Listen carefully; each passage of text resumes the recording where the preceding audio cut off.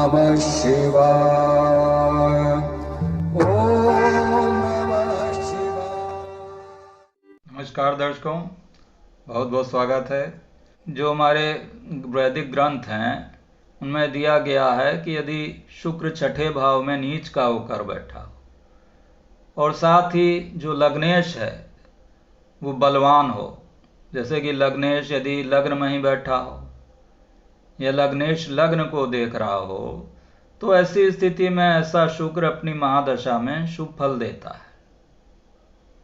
इसके साथ ही यदि शुक्र मान लीजिए निर्बल होकर बैठा है, नीच का होकर बैठा है छठे भाव में, लेकिन वो नवमांश कुंडली में उच्च का हो गया या अन्य वर्गों में बलवान होकर बैठा है, कहीं पर स्थान परिवर्तन का योग बना रहा है किसी वर्ग में, या अपनी स्वराशि में बैठा हो या मूल त्रिकोण राशि में बैठा हो, तो वहां पर ऐसा शुक्र शुभ फल देता है।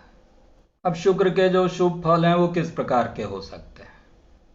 सबसे पहले शुक्र वैवाहिक जीवन को दर्शाता है, तो वहाँ वैवाहिक जीवन सुखी होगा।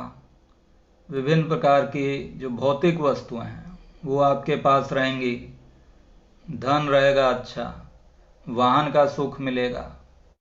यदि शुक्र छठे भाव में बैठा होगा तो उसकी सप्तम दृष्टि 12वें भाव पर पड़ेगी। 12वां भाव जो है वो विदेश को दिखाता है। तो यदि शुक्र छठे भाव में शुभ होकर बैठा हो अर्थात बलवान होकर बैठा हो तो विदेश यात्रा कराता है। यदि बलवान होकर छठे भाव में बैठा है तो अच्छा स्वास्थ्य देगा, क्योंकि छठा भाव जॉब से भी संबंधित है।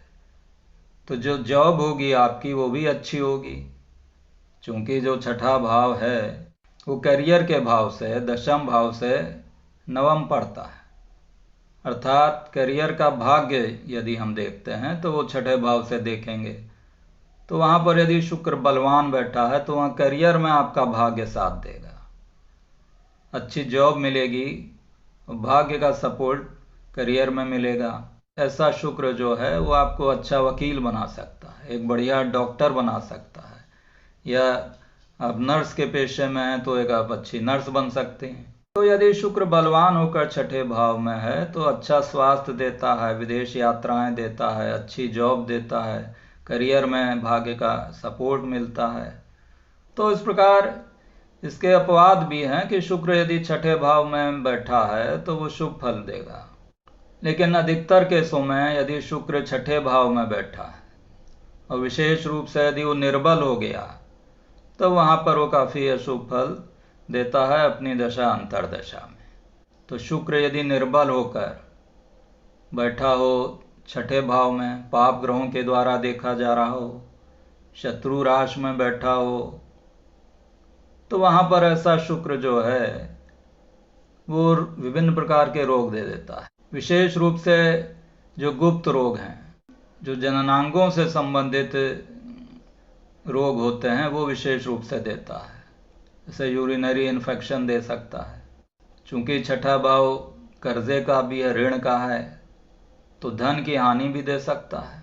अब शुक्र के जो कारकत्व हैं वहाँ पर कमी हो जाएगी। जैसे वैवाहिक जीवन, वैवाहिक सुख का कारक शुक्र है, तो वहाँ पर दाम्पत्य जीवन में बहुत समस्या आ सकती है, प्रेम संबंध टूट सकता है। तो आशा है कि आपको मेरा वीडियो पसंद आया होगा।